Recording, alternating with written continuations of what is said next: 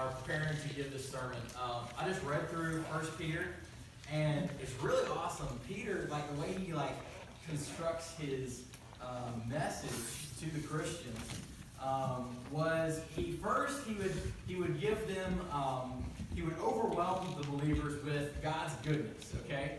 And then he would, after that, then because he overwhelmed them with God's goodness, then he would share with them the call that Christ had called them to because God was so good to them. So it was out of the heart of how good God was that people were called to obey. So that's exactly how we structured the sermon today. So the first idea we're going to try to cover is the overwhelming goodness of God. And then the second thing we're going to try to cover is the believer's call to action. So, but we can't do the believer's call to action without being overwhelmed with God's goodness. So first we got to start in the overwhelming goodness of God. And I hope that you really are overwhelmed with God's goodness, because I really was in this passage. And I wish I could share everything Peter said, but for the sake of time we don't have that. So, all right, so where did I get the overwhelming goodness of God in 1 Peter 3?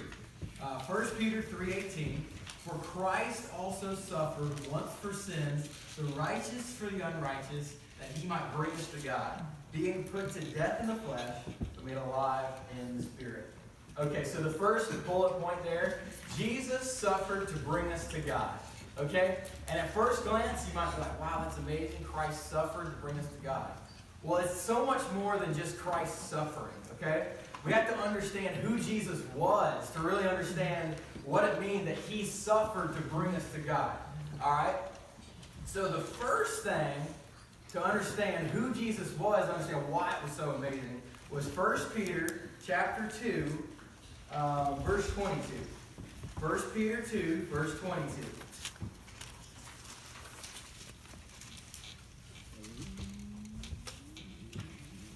Says, he committed no sin, neither was deceit found in his mouth. So the first thing we see is that this Jesus who suffered for sin didn't commit any sin.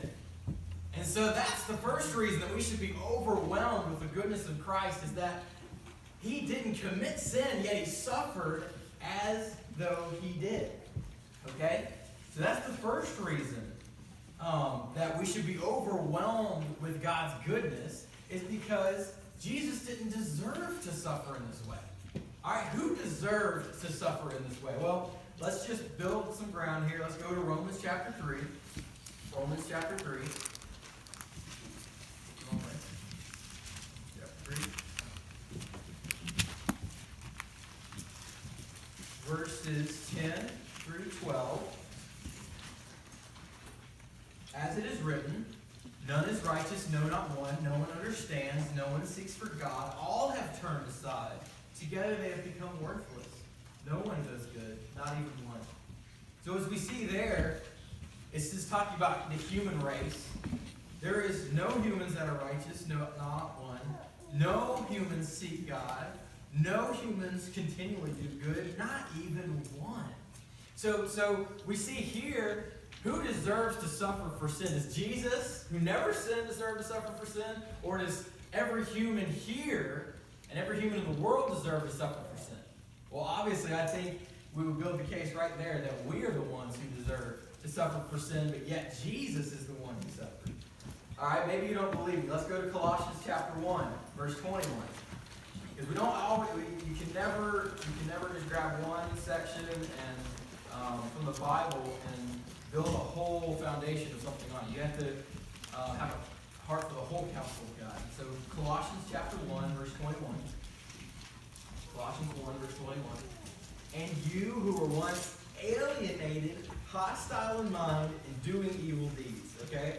So we see that at one time, everyone in this room was alienated, hostile in mind, and doing evil deeds. Maybe you're right now, you are hostile in mind, doing evil deeds, and alienated from God. Who knows? So do you see how we're the ones who deserve to suffer for sin? Well, let's look at one more passage to just make sure that we're right. Ephesians chapter 2. Ephesians chapter 2, verses 1 through 3. Ephesians 2, 1 through 3.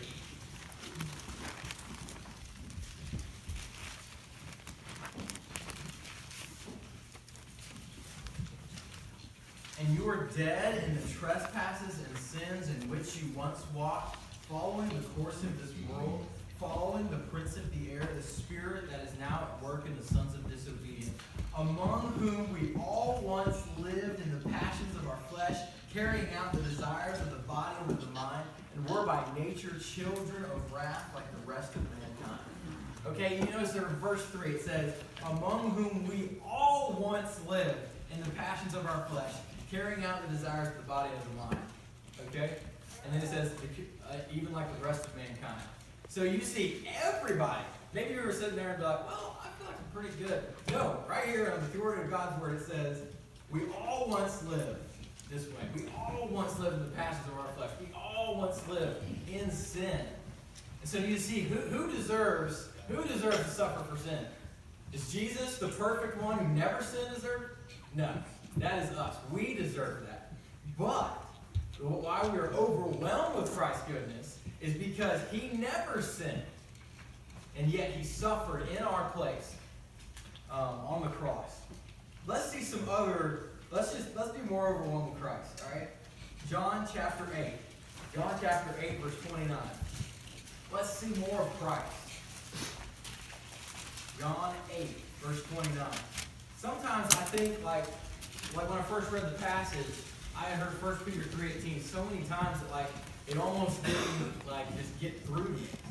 And when I just read it, and I just started thinking of what that meant that Christ suffered for sin. I mean, that is just, it is awful thing. All right, John 8, verse 29. And he who sent me is with me. He has not left me alone, for I always do the things that are pleasing to him. So this is Jesus speaking. He says, I always do the things that please my Father.